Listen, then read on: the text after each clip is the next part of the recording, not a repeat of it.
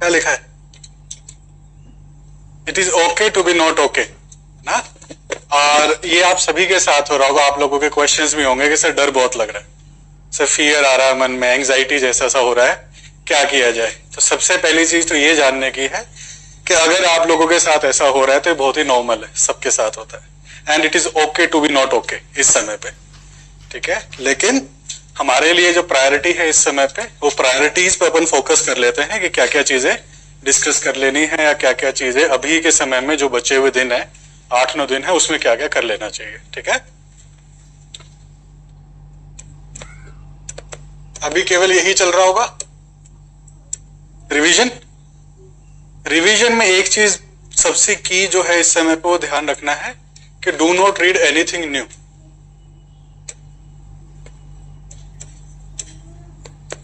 अ big no, ठीक है। कुछ भी ऐसा मत पढ़िए जो आपने इससे पहले नहीं पढ़ा है।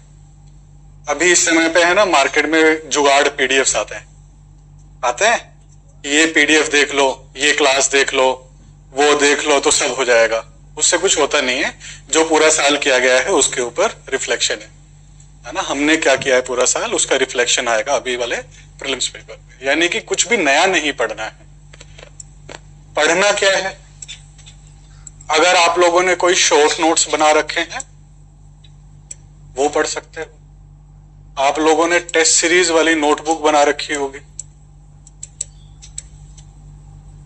नहीं बनाई है तो मार्क कर रखा होगा, उसकी मार्किंग, इनको रिवाइज कर सकते हो। या जो भी बुक्स आपने पढ़ रखी हैं, स्टैंडर्ड बुक्स हो सकती हैं वो, या फिर NCERTs, what ever the books you have read, केवल वही पढ़िए, इसके अलावा कुछ मत पढ़िए इस समय पे, ठीक है। अगर आपने कोई भी चीज नहीं पढ़ी, आप मान के चलिएगा केवल आपने टाइम वेस्ट किया है, उसमें से कुछ भी रिटर्न आपको इस समय हासिल नहीं होगा। Anything that is not revised can not be learned. जो चीज रिवाइज नहीं की गई है वो याद भी नहीं होगी आप लोगों को। तो प्लीज इस चीज का ध्यान रखेंगे।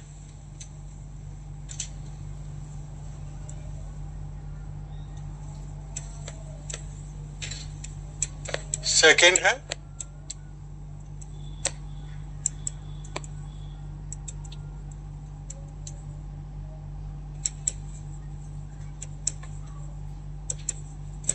क्या लिखा, prioritize high weightage topics. High weightage topics क्या होते हैं, कौन से होते हैं और कैसे डिसाइड होते हैं? कर रहे हैं आप लोग ये फॉलो, पता चलता है। एक तो जो पीवाईक्यूज में ज्यादा रिपीट होती हैं थीम्स, वो ज्यादा रिवाइज करना है। हर टॉपिक के पीछे नहीं भागना है, आप सब कुछ रिवाइज नहीं कर पाएंगे। जो मैंने पिछली स्लाइड में लिखा कि शॉर्ट नोट्स, टेस्ट सीरीज, ये बुक्स है, ये सारा ये तो कर लेना है ना, जरूरी है इसका रिवीजन, ये कर लेना। लेकिन जब आप बुक्स पढ़ने जाएंगे या शॉर्ट नोट जो भी आप पढ़ने जाएंगे अपनी किताबें एनसीईआरटीज, एक चीज का ध्यान रखना, आप सब नहीं पढ़ सकते इस समय पे। अगर सब कुछ पढ़ने लगेंगे, पॉइंट टू पॉइंट पढ़ने लगेंगे, तो आप ज्यादा पैनिक में आ जाएंगे, क्योंकि खत्म नहीं होगा। आप हिस्ट्री पढ़ने लगेंगे, आपको 3 दिन हिस्ट्री में अगर इस समय पे लग गया तो आप परेशान हो जाएंगे कि ज्योग्राफी रह गया, पॉलिटी रह गया, करंट अफेयर्स नहीं छुआ अभी तक। हो रहा होगा ऐसा इस समय पे। लेकिन इंपॉर्टेंट चीज क्या है इस चीज को डील करने के लिए, कि केवल हाई प्रायोरिटी टॉपिक्स को रिवाइज करिए, पूरी किताब को रिवाइज करने के चक्कर में मत रहिए। फॉर एग्जाम्पल, अगर मैं पॉलिटी की बात करूं, कौन कौन से चैप्टर्स इंपॉर्टेंट है पॉलिटी में? एक तो हिस्टोरिकल बैकग्राउंड,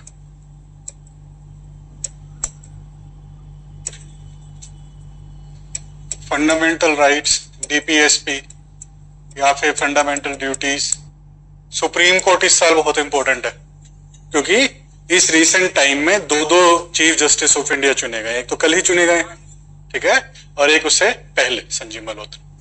तो सुप्रीम कोर्ट इस साल बहुत इंपॉर्टेंट है, चीफ जस्टिस ऑफ इंडिया इस साल बहुत इंपॉर्टेंट है। इससे बेसिक क्वेश्चन वो पूछ सकता है। इसी तरीके से पॉलिटी में constitutional and non constitutional bodies important है।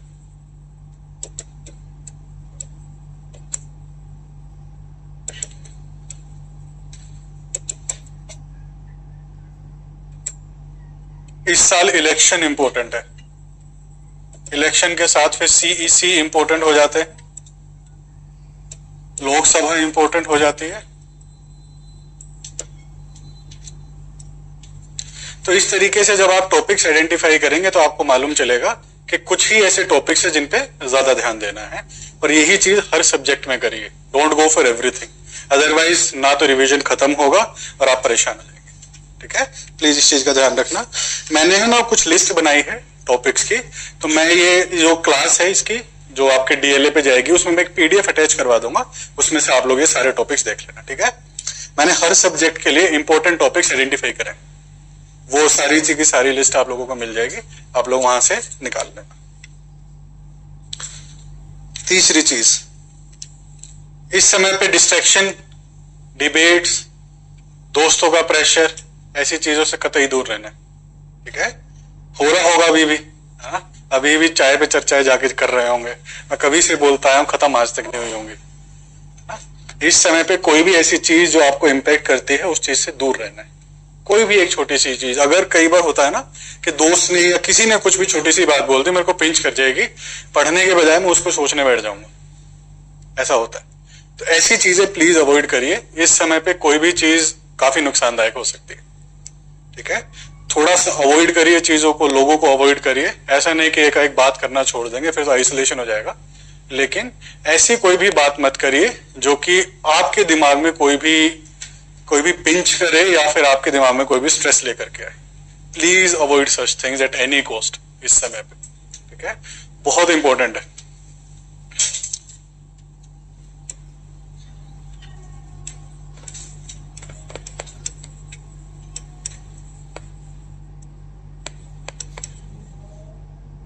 मैं देखता हूं ना कई बार लाइब्रेरी में, तो दिखता है मुझे ना, लाइब्रेरी में, लाइब्रेरी के बाहर, और वो जो कॉर्नर है, कौन सा कॉर्नर आप लोग जान रहे होंगे, है ना, मेट्रो वाला कॉर्नर जो है।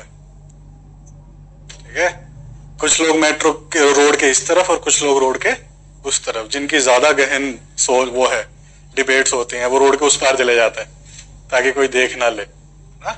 और जिनको दिक्कत ही नहीं होती है, फर्क ही नहीं पड़ता है, वो रोड के इस पार रहता है। हमें कोई देखेगा तो क्या फर्क पड़ता है।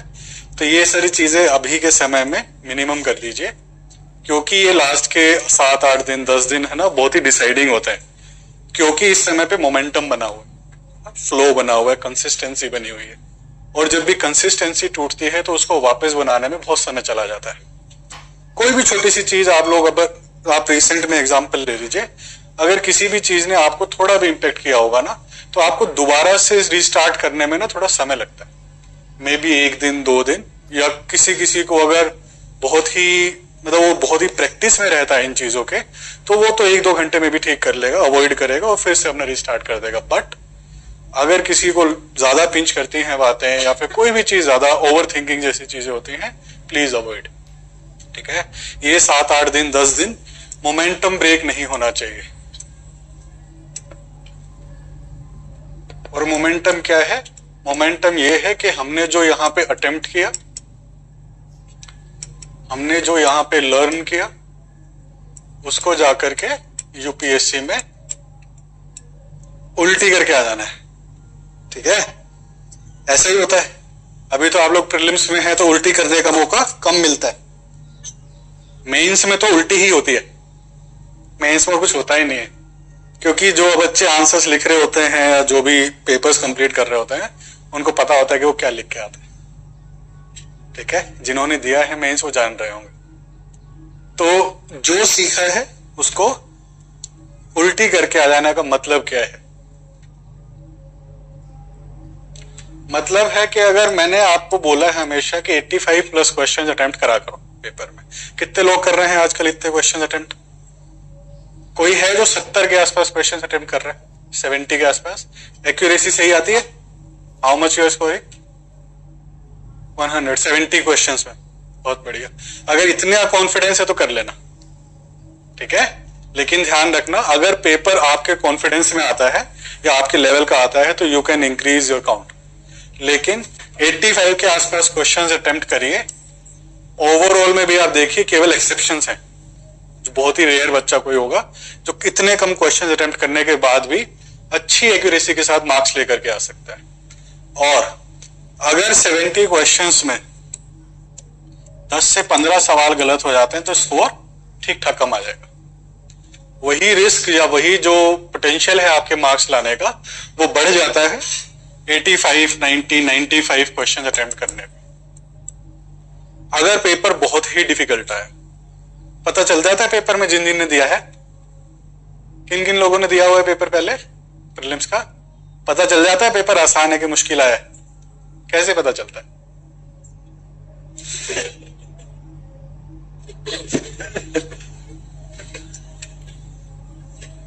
वाह, ऐसे ऐसे मजा आता है ना, कहता है कि सब पसीना छूट जाता है ना, पता चलता है कि पेपर टफ है। लेकिन पेपर कैसा ही आए पसीना तो छूटेगा, है ना। शुरू के 4 मिनट, 2 मिनट, 5 मिनट तो ऐसे हालात रहेंगे कि आप लोगों को समझ में भी नहीं आएगा कि इस पेपर का करना क्या है ना। फिर एक बार एक काम कर लेना, आसपास में सबकी शक्ल देख लेना तो आपको बेटर फील होगा। ठीक है, दुनिया में कितना गम है, मेरा गम कितना गम है। ठीक है, लेकिन प्लीज इस चीज का ध्यान रखना कि आप लोग, क्या हुआ, आपके क्वेश्चंस जो होते हैं ना, जो क्वेश्चंस आपके हिस्से के क्वेश्चंस आए हैं इजी या मॉडरेट, उनकी संख्या इतनी है कि आप लोग ठीक ठाक नंबर ऑफ क्वेश्चंस अटेम्प्ट करके आ पाएंगे। अगर शुरू में लग रहा है कि पैनिक जैसा हो रहा है, पेपर देख के लग रहा है, मैंने अपना सेट खोला, मेरा सेट सी आया, जब मैंने खोला तो मैंने देखा कि फ्रंट के 1-2 पेजेस में कुछ भी ऐसे क्वेश्चंस नहीं मिल रहे हैं जो मेरी नॉलेज के क्वेश्चंस हैं। लग रहा है कि सब डिफिकल्ट आ रहा है या फिर ऐसा आ रहा है कि आउट ऑफ रेंज है। पैनिक नहीं करना है। ठीक है, आप यकीन मानिएगा, आप आराम से बैठ के सांस लेके और अच्छे से दोबारा से उसको रिस्टार्ट करेंगे तो आपके हिस्से के क्वेश्चंस मिलेंगे आपको। आप लास्ट से स्टार्ट कर दीजिए, कोई दिक्कत नहीं है। अगर शुरुआत में ज्यादा गड़बड़ दिख रहा है, लास्ट में भी गड़बड़ मिल रहा है तो आप मान के चलिएगा कुछ नहीं कर सकते, आराम से बैठ के जैसे करना है वैसे पेपर निपटाएंगे। लेकिन पैनिक में अपने आप को या अपना कंसंट्रेशन खराब नहीं करना है। ठीक है, आप लोग बहुत कंसंट्रेशन के साथ जाते हैं और जितना कंसंट्रेशन के साथ आप लोग पेपर सोल्व करेंगे, आप यकीन मानिएगा कि आपके मार्क्स में उतना ही इजाफा मिलेगा, क्योंकि आप क्वेश्चंस को बहुत ध्यान से पढ़ेंगे, आप ऑप्शंस को बहुत ध्यान से पढ़ेंगे, आप स्टेटमेंट्स को बहुत ध्यान से पढ़ेंगे, और इन ध्यान से पढ़ने के चक्कर में आप काफी क्वेश्चंस ऐसे ठीक करेंगे जो कि शायद आपको लग रहा था कि बहुत टफ है, just because of some small nuances, है ना। किसी छोटी चीज की वजह से आपने उसमें आइडेंटिफाई कर लिया कि यार इस क्वेश्चन में तो कोई एक लूप होल है, जस्ट बिकॉज ऑफ दिस आप उस क्वेश्चन को करेक्ट कर पाएंगे, जबकि अपरेंट लुक से या ऊपर ऊपर से उस क्वेश्चन को देखने में आपको लग रहा था कि नहीं यार ये तो सॉल्वेबल नहीं है। ठीक है, तो हमेशा इस चीज का ध्यान रखना है।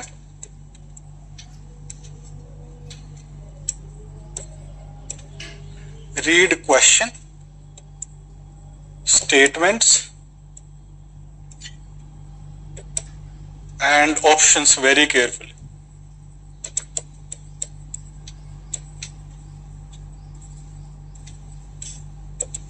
केवल इस चीज के चक्कर में भी आपके 2-3 सवाल एक्स्ट्रा में भी ठीक हो सकते हैं, जो कि आपको एट द एंड एडवांटेज दिलवाएगा उस पेपर। ठीक है, आप लोगों का कोई डाउट है अभी तो मैं वो भी लिख लेता हूं, ताकि साथ साथ जब भी हम बात कर रहे हैं तो आप लोगों के डाउट्स भी क्लियर करते हुए चले। डाउट्स यही होंगे सारे, है ना, जो बात कर रहे हैं अभी अपन। और कुछ है तो यूपीपीसीएस मेंस वाले हाथ जोड़ो ना, कि अभी 10 दिन आराम से प्रीलिम्स की तैयारी करो, फिर उसके बाद मेंस पे लगना। अगर आप में से कोई भी ऐसा कर रहा है जिसका यूपीपीसीएस का मेंस है या फिर आरएएस का मेंस है, 2 मेंस अभी लगातार जून में है, 17-18 को प्रोबेबली आरएएस का है और 29 तारीख से यूपीपीसीएस का मेंस। अगर किसी का भी है आप में से, तो अभी अगर प्रीलिम्स टारगेट है, अगर यूपीएससी टारगेट है तो अभी केवल प्रीलिम्स पे फोकस करिए, दूसरी किसी चीज में हाथ मत डालिए इस समय पे। जस्ट आफ्टर प्रीलिम्स 26 से हम लोग यूपीपीसीएस के लिए एकदम रगड़ के तैयारी शुरू कर देंगे। ठीक है, अभी मत लेकिन फोकस करिएगा किसी और एग्जाम पे, just focus on your prelims examination 2025। अगले साल का भी कैलेंडर आ गया, देखा 24 में ही गया, हमें क्यों देखना, हमें तो इसी साल निकालना है भाई। कितने लोग निशाचर है भाई, कितने लोग हैं निशाचर, जानते हैं निशाचर नॉकटर्नल पीपल कौन कौन है यहाँ पे? हाँ, दोबारा हाथ उठाओ, दिखा नहीं मुझे। जितने लोग भी निशाचर है अपनी स्लीप साइकिल थोड़ा सा ठीक कर लो। हाँ, अच्छा नींद कम आती है? नहीं नहीं, मैं कह रहा हूं जो रात को पढ़ते हैं ज्यादा, यार केवल ऐसे ही मतलब पढ़ते नहीं है, बस नींद भी नहीं आती पढ़ते भी नहीं है, ऐसा तो नहीं है भाई? पढ़ते भी नहीं है और नींद भी नहीं आती, तो करते क्या है?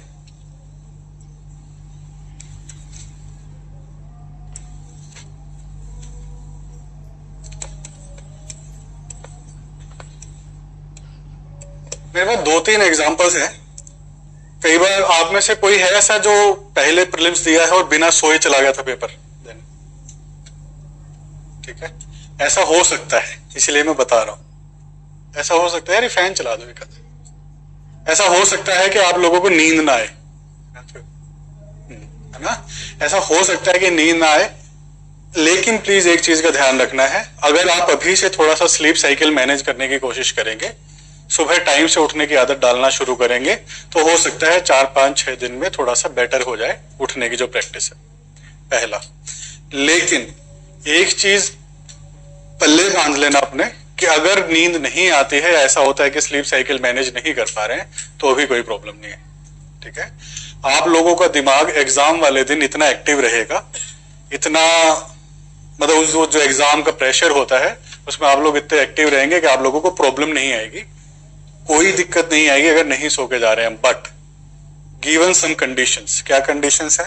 अगर रात को नींद नहीं आ रही है तो पढ़ने नहीं बैठना है सुबह 4 बजे कि 4 बज गए या पढ़ने बैठ जाता हूं, नहीं, अवॉइड करना। लेटे रहिए, है ना, मंथन करिए, लेटे रहिए, बट पढ़िएगा मत, पहला। दूसरा, फ्रस्ट्रेशन जैसी चीजें होती हैं इस समय पे, ठीक है? अगर नींद नहीं आ रही है, थोड़ा गुस्सा आएगा, अपने ऊपर ही गुस्सा आएगा, बट कोशिश करनी है कि कोई दिक्कत नहीं है, this is very normal, exam pressure में ऐसा हो सकता है, तो हम लोग कंटिन्यू करेंगे और पढ़ाई मतलब लेटे रहेंगे, और एग्जाम का जब समय होगा उससे पहले उठ के और अपना चले जाएंगे पेपर देने। लेकिन डू नॉट पैनिक या do not over stress yourself, केवल इस कारण से।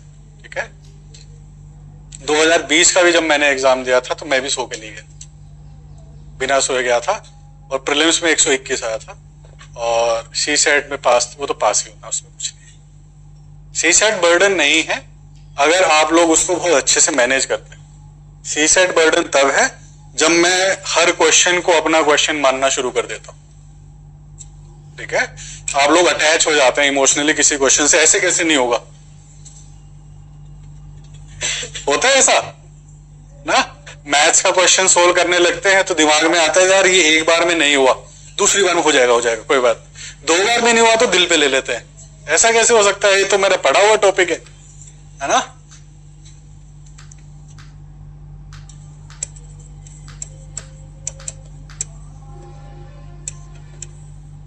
ये चीज मैंने पहले भी आप लोगों को कन्वे करी है कि सी सेट के पेपर में 3 तरीके का सवाल मिलेगा।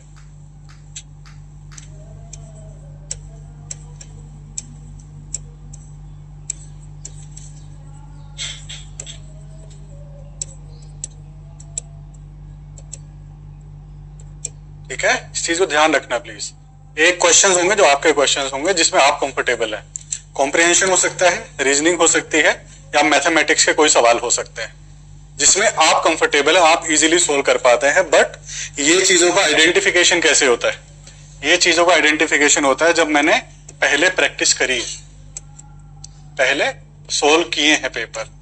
अब सोल्व भी नहीं किए और डायरेक्ट एग्जाम में चले गए तो आपको कभी आइडेंटिफाई ही नहीं होगा कि मेरा सवाल कौन सा। आपको हर सवाल अपना लगेगा, हर सवाल में आप लोग अपनी एनर्जी, अपने टाइम इन्वेस्ट करेंगे। फिर क्या होगा कि 40-50 मिनट हो जाएंगे, सवाल हुए हैं मात्र 8। कुछ लोग रिलेट कर पा रहे होंगे, अगर किसी ने दिया है पहले तो रिलेट हो रहा होगा कैसा होता है। एक बच्चे से तो मैंने सुना कि सर 1 घंटा हो गया, 5 सवाल हुए हैं। उसके बाद मैंने जो पेपर रगड़ा है, ऐसा नहीं करना है ना, बहुत ही इम्बैलेंस। और जब वो फोकस खराब हो जाता है ना, एकदम से प्रेशर आ जाएगा, पैनिक आ जाएगा कि यार 1 घंटे में इतने क्वेश्चंस बचे हुए सोल्व करने हैं, तो उसी में फिर काफी एरर्स होने के चांसेस हो जाते हैं, है ना। फिर 4 गुना 4 को भी 20 लिखने लगोगे। ऐसा होता है, पेपर मॉक में भी होता होगा।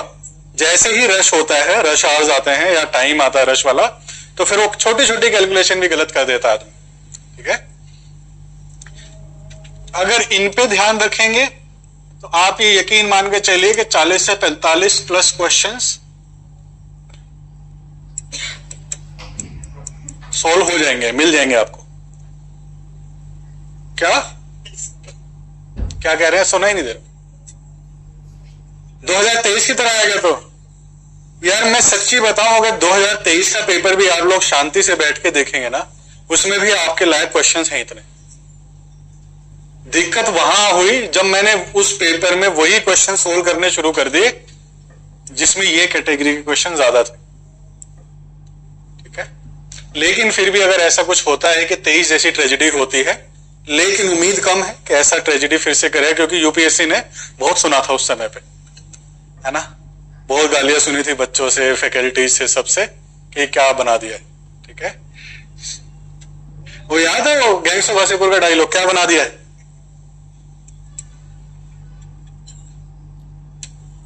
जिनको याद आ गया वो हंस रहे हैं, जिनको नहीं आ रहा है वो बाद में पूछ लेना, ठीक है। तो ये चीज ध्यान रखना कि आप अगर अपने क्वेश्चंस पे फोकस करेंगे तो maybe you will be able to find 40, 45, 50 questions as per your choice. लेकिन इन क्वेश्चंस को सर्कल करते हुए आगे चलना। क्वेश्चन पढ़ा, आपको लग रहा है कि नहीं दिस विल टेक टाइम, समय लग जाएगा, सर्कल कर देना उस क्वेश्चन को, आगे बढ़ो।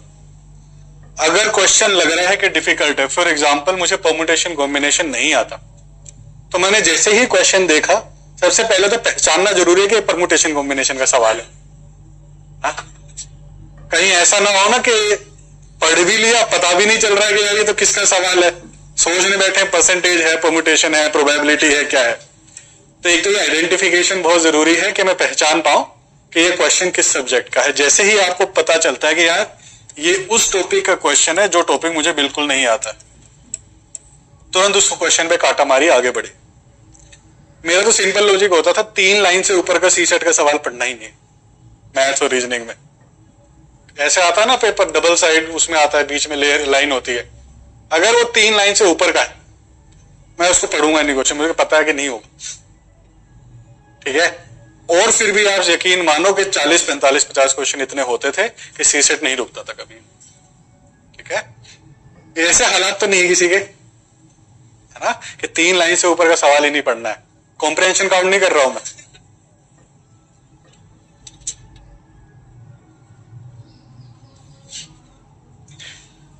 तो जो डिफिकल्ट क्वेश्चंस आपको दिखाई दे रहे तुरंत काटा मारी आगे बढ़िए। अगर मान लेते हैं आपने फिर भी आपको कोई क्वेश्चन अपना लगा और उसको आप सोल्व करने बैठे, फिर भी 1-2 बार में अगर नहीं हो रहा है तो प्लीज उस क्वेश्चन को माफ कर देना, ठीक है। उस क्वेश्चन को माफ कर देना, आप आगे बढ़ो। लेकिन ये नहीं करना है कि लगे पड़े हैं और 8 से 10 मिनट दे दिया उसी क्वेश्चन में, वो बहुत ही टाइम वेस्ट हो जाएगा, ठीक है। प्लीज इस चीज का ध्यान रखिएगा कि अगर सीसेट में आपने इस तरीके से चीजें फॉलो करी तो मेरा मानना है कि आप 1 से लेकर के 80 सवाल तक भी चले जाएंगे, और हो सकता है आपको इतना मौका मिल पाए कि आप लेंदी क्वेश्चन पे वापस आ जाए, किसी एक आधे क्वेश्चन पे आप कर लेंगे बैठे, अब तो हो गया, मैंने निपटा लिया इतना पेपर। बट आपको ये लगेगा कि सर मेरे क्वेश्चन या जो आपके क्वेश्चंस हैं इसका नंबर ही 20 बन रहा है बस। अब ऐसी सिचुएशन कब आ सकती है? ऐसी सिचुएशन तब आ सकती है जब या तो मैथ्स बहुत ही टफ आ गया है, रीजनिंग के क्वेश्चंस नाम मात्र के आए हैं, 2-4 क्वेश्चंस आए हैं, केवल तब ऐसी सिचुएशन बन सकती है। और कॉम्प्रिहेंशन हमारे अच्छे हैं नहीं। किस किस के कॉम्प्रिहेंशन ठीक है? सबके ठीक है, तो ऐसी नौबत आएगी ही नहीं, ठीक है। अगर कॉम्प्रिहेंशन सबके ठीक है तो ऐसी नौबत नहीं आएगी, क्योंकि 26-27 तो कॉम्प्रिहेंशन ही आएगा कम से कम। और उस 26-27 में से एडवांटेज आप यकीन मान के चलिए 22-23 क्वेश्चंस में भी या 20 क्वेश्चंस में भी ले लिया, ठीक ठाक एडवांटेज है, ठीक है। तो प्लीज सीसेट में इस चीज का ध्यान रखना, and target is just to clear the minimum passing marks. कितना है? 66 है कि 67 है? 66 है कि 67 है? 66.66 है कि 66 पॉइंट कुछ है? 66.67 है, ठीक है, तो इतने ही मार्क्स लाने हैं, लेकिन टारगेट इतना नहीं करना है, ठीक है। करते हैं बच्चे, है ना, बच्चे मैसेज करते हैं कि सर 70 बन रहा है, सर 70 बन रहा है तो ठीक है, कट ऑफ क्लियर हो रहा है, कम से कम 80 प्लस या 85 प्लस 90 प्लस टारगेट बनाइए, ताकि उस पेपर में आप लोग बेटर परफॉर्म कर पाए। और एक चीज का ध्यान रखना है कि अगर अभी आप सी सेट के टच में नहीं है, छोड़ दिया है, एकदम भूल गए सी सेट को, तो थोड़ा गलत कर रहे हैं। जो मैंने मोमेंटम वाली बात करी थी या फ्लो वाली बात करी थी, वो बना ही रहना चाहिए। सी सेट के पेपर्स अभी भी जितने दिन बचे हैं, 8-9 दिन, इसमें भी कुछ ना कुछ सोल्व करते रहिए। अगर आप पेपर्स लगाने में विश्वास करते हैं तो पेपर सोल्व कर लीजिए 2 कम से कम सी सेट के। अभी वाले बच्चे, कितने लोग अभी भी पेपर्स लगा रहे हैं, मॉक पेपर सोल्व कर रहे हैं? ये ज्यादा नंबर। कितने छोड़ दिया है कतई, अब नहीं लगा रहे हैं कोई भी पेपर्स? क्यों नहीं लगा रहे हैं, कोई कारण? रिवीजन और पेपर बैलेंस नहीं हो पा रहा है। मुझे लगता है कि मोमेंटम थोड़ा सा बना के रखो, एक आधा पेपर या 40-50 क्वेश्चंस एटलीस्ट सोल्व करते रहो, ताकि वो फ्लो बना रहे दिमाग में ना, क्वेश्चन सोल्व करने वाला, एलिमिनेशन वाला, एस्टिमेशन वाला, रेड फ्लैग्स वाला, वो बना रहे, मोमेंटम ना टूटे आप लोग, ठीक है। तो अभी सी सेट में भी अगर पॉसिबल हो तो कुछ क्वेश्चंस या फिर पेपर्स एटलीस्ट सोल्व करिए।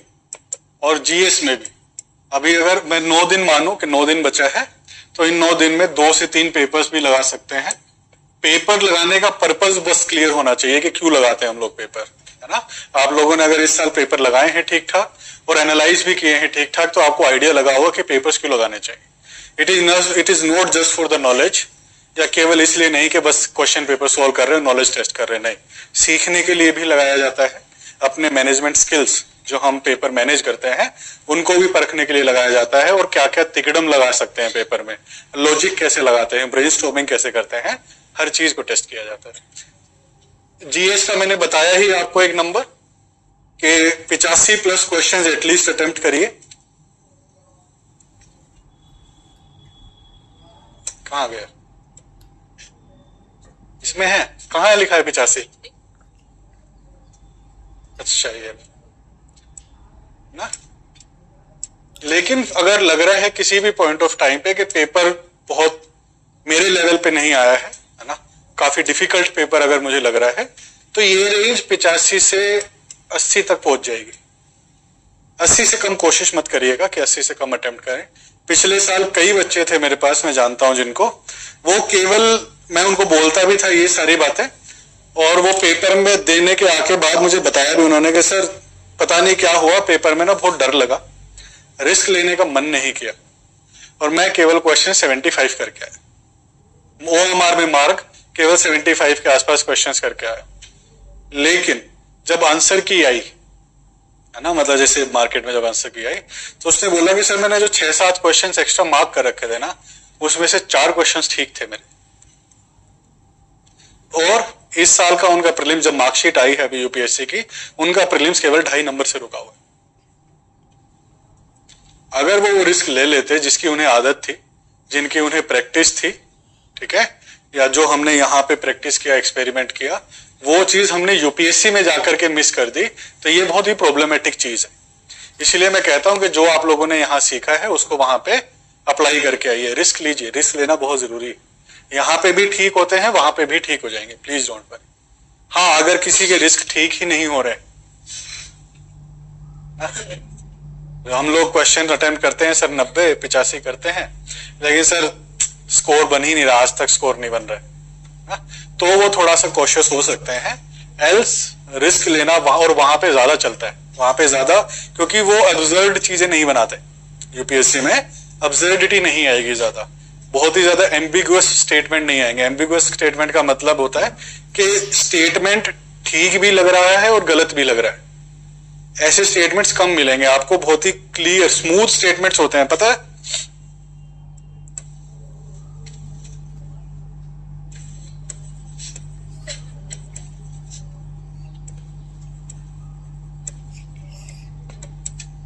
स्मूथ स्टेटमेंट्स का मतलब होता है कि एक स्टेटमेंट पढ़ने के बाद भी कुछ अटपटा नहीं लगा, ठीक है, वो स्टेटमेंट जनरली करेक्ट स्टेटमेंट होता है। अगर मान लीजिए कोई भी स्टेटमेंट पढ़ते हुए, मैं बात पहले भी बोलता हूं कि गलत स्टेटमेंट बनाना एक आर्ट है, कला है, ठीक है। वो अगर कोई बहुत ही शानदार है उस चीज में तो आपको फील नहीं होगा। अदरवाइज जनरली गलत स्टेटमेंट में कुछ ना कुछ अटपटा दिखेगा आपको, वो कोई ना कोई एक ऐसी चीज वहां पे डालेगा जिसकी वजह से वो स्टेटमेंट आपको पता चल जाएगा कि दिस स्टेटमेंट इज रॉन्ग। या फिर वो जो एलिमिनेशन टेक्निक्स वाली चीजें होती हैं उन सब चीजों का बहुत ध्यान रखना। मैं एक सीक्वेंस बता देता हूं कि कोई भी क्वेश्चन सॉल्व करते हुए क्या सीक्वेंस हो सकती है, क्या क्या तरीका लगाया जा सकता है। सबसे पहला नॉलेज लगेगा, इसका तो कोई तोड़ नहीं है। दूसरा